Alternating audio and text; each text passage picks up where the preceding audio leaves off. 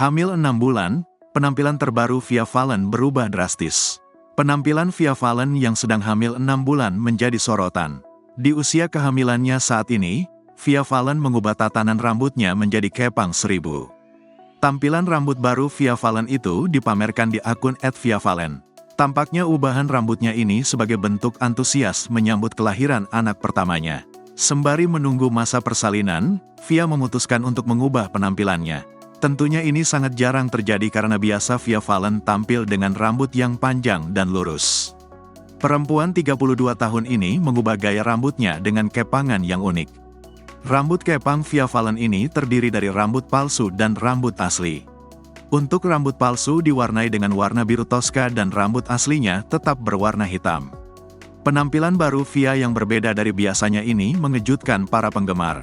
Beberapa di antaranya memuji penampilan Via. Via lantas menjawab pertanyaan salah satu penggemar yang menanyakan hal tersebut. Perempuan kelahiran Surabaya ini ternyata masih nyaman dengan penampilannya yang berbeda ini. Via Valen bahkan belum terpikir untuk melepas kepangannya tersebut. Ia sendiri mengaku masih menyesuaikan diri dengan rambut barunya. Meski terkadang terasa berat, ia tetap kuat menahan rasa tersebut demi anak di dalam kandungannya.